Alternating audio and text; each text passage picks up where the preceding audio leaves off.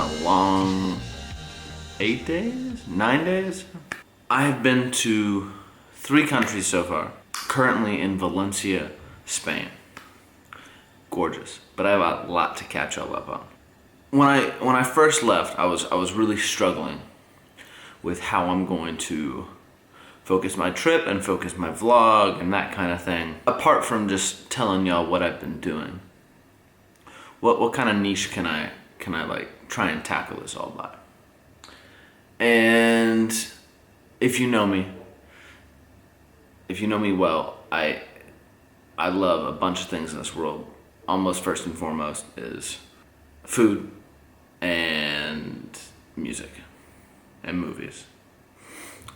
All of these things have played a crucial part in my life, and the music and the food side of things, I can comment on ad infinitum. Since arriving here, just the food is off the charts. It is so good. I've always loved this. They have this dish here called jamón ibérico, and what it is it's these pigs that they feed basically a diet of corn, and it makes this like the most amazing prosciutto that you can ever imagine. It's like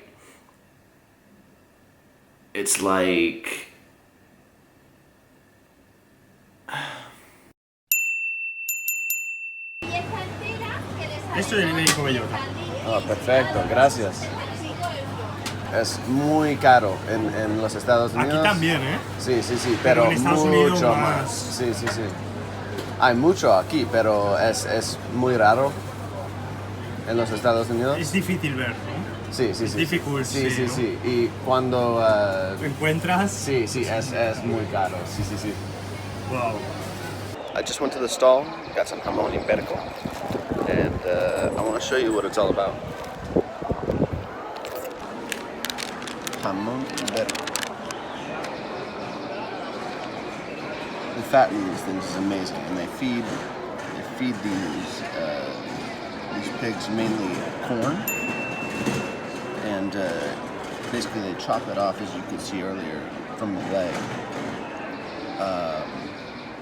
And it is just so delicious. Look at that. It creates this most amazing ham dish that you could ever have. Like this stuff is gold. Just eating it straight, it's perfect. And they have it on everything. Like I was at the train station today on the way from Barcelona to Valencia, and you could get it on a baguette. You could get it anywhere, and it's delicious. Vamos a abrir una tienda en Texas. Open the new shop in Texas. No. For buy ham. No. It's impossible, ¿no? Sí. It's difficult. Es muy interesante porque me gusta este Mercado. But this is the market more big in Europe. Oh, Yeah. interesante. The second ¿En more big is Barcelona? Barcelona. Sí. Boquería. Sí. But this is the oldest in Europe. ¿Cuántos? More than 100 years. Más de 100 años. Y later, this is the more big in Europe. Wow. Yeah. Interesante. Yeah. The second one is Boquería. But Okay. Boquería is very enfocated to the tourist. Sí. Very touristical. Sí, This for all menos. person. Touristic and person from here. Sí, Okay, for all persons. absolutely. Okay. Absolutely. Perfecto. It's difficult to ride a bike and talk at the same time, but I'm gonna try. I'm riding through this old section of the city. It's absolutely gorgeous, just smack dab in the middle. Cathedrals. Lots of great restaurants. Just had some amazing tapas. It was delicious. Ooh. Liquor store.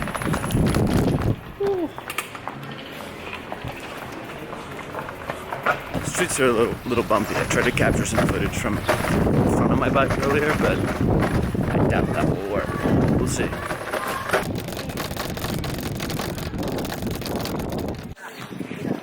Some kids playing soccer.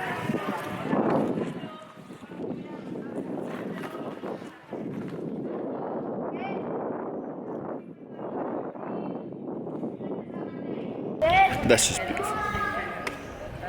You don't see this stuff anywhere close. in the States.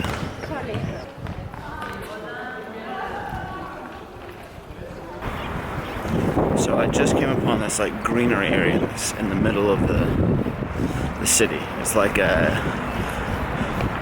don't know, kind of like the Greenbelt in Austin, but see, there's industrial stuff behind me, in front of me.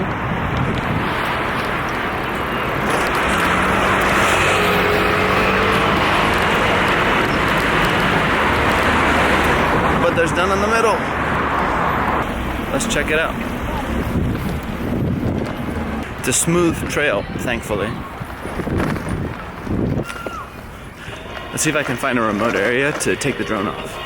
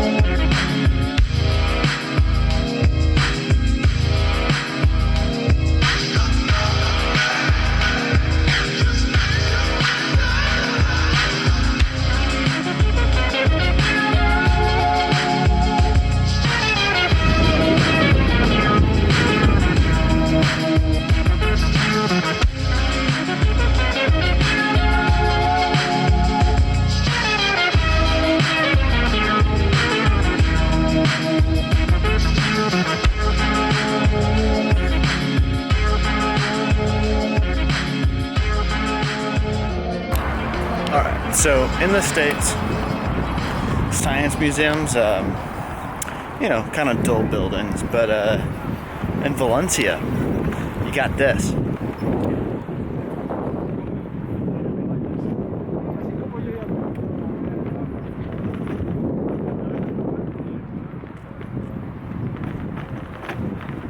It's a beautiful building. It looks crazy. And there's a second part further down the track. I think it's connected to the same museum. Let's find out.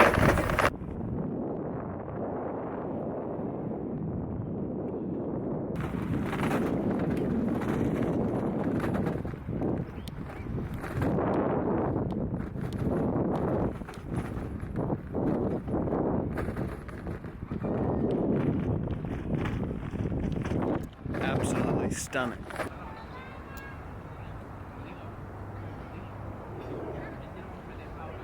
So going back to what I hope to accomplish with this vlog, and that's a few things. One is I brought a few different cameras. I brought an action cam, like a GoPro, brought my drone, I brought this camera right here for my vlog. And all these three things can let me do a bunch of different cool stuff. So I'm hoping to get in some time lapses, a bunch of really cool drone shots to post on there, that kind of stuff. Coming from the US, where you don't have history in the same sense, right? We have a few hundred years of history. Here they have thousands of years. So the first night I was in Barcelona, went to get tapas with some people I met on Reddit who I was meeting up at this festival called Primavera Fest. More on that in a minute. But we got some tapas, we had some drinks, and we all wanted to get some dessert after. So we were out, like, walking around, and this was the Gothic Quarter, is what they call it over here. And it's just this really old part of the middle part of the town. And it's incredible. Like, the tapas bar I was in, like, we were eating on the second floor, and the stairs to go up were carved out of stone. When we went to go and get dessert, close by there was this like crepe Liège waffle shop. Highly recommend Liège waffles if you don't know what that is. Like Belgian waffles with like these like big pieces of sugar in the middle where they caramelize when they cook it. Delicious. Highly recommend it. The shop had closed right as we had walked in. We placed our order. We got that just fine, but we didn't have a place to sit. So we're walking around a little bit, and there was this hundreds, if not 1,000-year-old church. Just awesome, amazing cathedral in the center of the Gothic quarter. Like next to us were these like fountains that had to have been hundreds and hundreds of years old, and they were still working. I didn't get any water from them. I was still a little sketched out about that. But apart from that, we just ended up eating our meals on the steps of this like 1,000-year-old cathedral. Really cool. If I figure out how old that cathedral was, I'm just guessing right now, I will post that in the video somewhere. So, Primavera Fest. Amazing festival. Once again, if you know me, I love my music festivals. I can't get enough. I'm addicted. And Primavera Fest is amazing. One of the tops. It's definitely one of the top international music festivals that exist. It's like right up there with Coachella on an international scene. And it takes place on the water. Like, it's this place called Parc del Forum. I looked it up after like seeing how amazing this area was and the venue was. It cost like $2.3 billion to construct most of this venue. And it's a port with a bunch of boats. There's like solar panels, art installations. The thing is massive. Like, to walk from one side to the other took like 20 minutes. It was crazy, and it just right on the beach in the morning if you got there early enough, because the festival goes from noon to about 5:30, 6 a.m. the following day. That was a little rough. That's why I'm in my PJs right now. I'm relaxing a little bit because I've been going hard. It has been non-stop music, partying, fun. It's been great. And it's on the water, heart of Barcelona. You can see all the Barcelona buildings. The city's a part of the festival. And there's signs that remind you, it's like created in Barcelona. I'll post some of those pics on my photo blog or Instagram or something like that. And there's some cool ones in there. I had an absolute blast. John Hopkins blew me away. So good. Slow Dive, very cool. The National, Arctic Monkeys. I could go on. It was an incredible festival. Great vibes, great people, and it's in the heart of Spain on the ocean. If you got there early enough, if you got there at noon, like from noon to 6, they had a DJ set, really good DJ sets, like Floating Points, Fortet, Daphne, if you know who any of those people are. Really good DJs, especially in Europe. And you could just go out on the beach. Like they were playing and the speakers were pointed at the beach, and you could go and swim and do whatever. It was crazy. I mean, it's just, you could go from this like concrete area to beach to waterfront. It was incredible, and so many different stages with very different vibes. It was great. Had a blast. I loved seeing the sun come up twice while I was there. It was great. Great fucking festival. And also, London. So I'll get into that now. I'm sorry I'm doing this backwards, but Spain was fresh on my mind, so I wanted to talk about Spain. London, very, very cool. I only spent a little bit of time there, but it kind of lived up to its name. There were a few things that definitely lived up to its name for London. Like, there was only one really nice day there, and the rest were kind of either a little rainy or gray. You get the idea. That typical London London weather was definitely true. But the people were incredibly friendly. Like, extremely, extremely, like, go out of their way friendly. I heard before that the favorite food in the UK is by far curry, because most of their food apparently doesn't have as much flavor and spice, and so they love spice, they love curry. The street that I was on, I think that every single restaurant was a curry restaurant. I have some video of that. I'll throw that in. That also seemed to ring true. I don't know if it was whether that was the part of the city I was in, but the Brits do love their curry. I also did another festival. I know, lots of festivals. I'm not gonna be doing that many festivals while I'm here, but these first few weeks are kind of loaded with them just by the nature of how they were scheduled.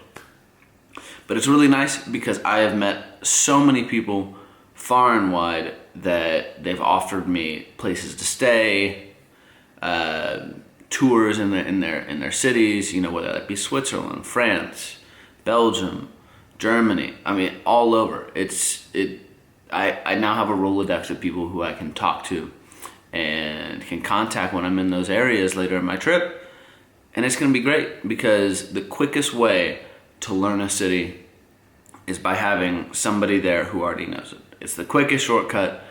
You can't accomplish anywhere near as much as you'd like when you don't have a guide there that knows what they're talking about and knows what they're doing. And that is what these contacts will allow me to do. It'll allow me to really experience the city, get the best parts of the city, and have a great fucking time knowing I have people there I can count on. It was great. Music and music festivals are it's an amazing way to meet people because no matter who you are, no matter what race you are, no matter how old you are, nothing matters when it comes to music except for the fact that you share this common interest. And when you find that, when you see that, it's this easy way to meet people and to meet good people who simply love music. And just being able to showcase that it's great. It's amazing. And it's like this camaraderie. All Points East, I think this was their first year that they were doing it. And it was a really cool festival. Good food, great acts, like killer lineup for me. They had LCD sound system, Soul Wax, the XX, Justice. I could go on. It was great.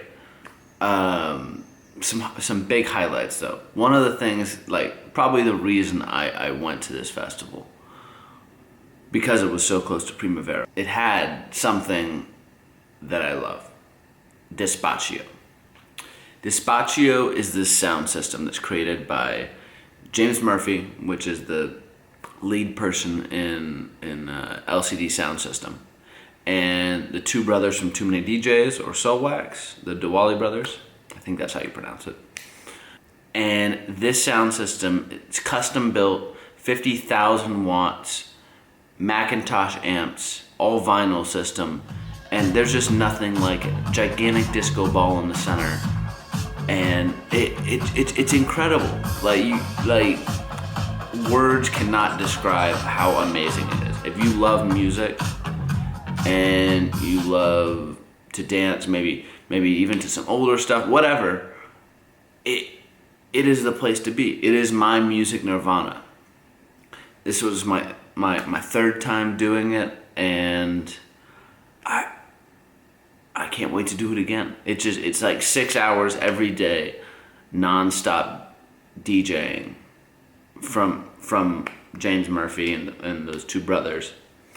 And it's amazing. These guys are masters of their craft, and they just put on the best sets ever. Everybody has just gigantic smiles. You cannot help but dance. It's infectious at Despacio. It's amazing. Ed Banger Records. I love Ed Banger Records. They have Justice on their label. They have Cassius, Busy P, Breakbot. A bunch of these French house artists. I love French house. Really cool. And so when I was on the dance floor, I saw one of their new artists, Mid Sound, MYD. And I said, hey, how you doing? I thought I recognized you. And we ended up talking, and he put me on a guest list for an Ed Banger just DJ set with a bunch of those people I just named at XOYO in London. Really cool venue. Lot of fun, and it was even better that I got put on the guest list. And I got to meet Busy P. Busy P is the label owner for Ed Banger. And even cooler, he managed Daft Punk back in the day. The man is a French house legend, and he has some amazing artists on his portfolio. I love Ed Banger Records, and I was so happy I could make that happen. That was London. I didn't have much time to explore most of London because it was kind of a stopover. Did the festival thing. Yeah. It was cheaper to take a train from London to Paris, spend a night at a hostel in Paris, and then fly out of Paris to get to Barcelona. So spending a night in Paris sounded kind of cool. Why not do it? So I do that, and it was a cool experience taking the Eurostar from London to Paris. Very cool. It's in the city center, and you pop out, and then you're traveling along the British countryside, and then for a while it goes dark because you're going underneath the English Channel. Very cool. Basically, as I get there, it just starts pouring, and I only have a day there because my flight's the next day to Barcelona, which was $38, by the way. Very cheap. I had no opportunity for the one day I was there. I'll definitely be back to Paris later in my trip, but for the time that I was there, I had no time to kind of travel around, look around. It was ugly, it was raining, not very cool. The hostel had some kind of food, but it closed at like midnight, and I don't know, I was just very hungry at the end. And one thing you'll learn in the EU, UK, France, Spain, whatever, like things that are open late are these kebab shops, and it's like the food's like it's just but it has fried chicken, kebabs, halal food. It's just a bunch of different kind of street food, just tucked inside a small store. Very cool when you're hungry and you can't find anything else open. Like it doesn't show up on Google Maps, it doesn't show up on Yelp when I'm like looking for food, but it does show up if you know who to talk to. And so the hostel person that was there, I asked, where can I get some food? They said there's a kebab place around the corner, but there's also a cool crepe place about 2 blocks away. And so I get this crepe, and it was one of the best crepes I've ever had in my life. I don't know if it was just being in Paris and that whole thing, but it was a fucking delicious crepe. I loved it. I might have to go back.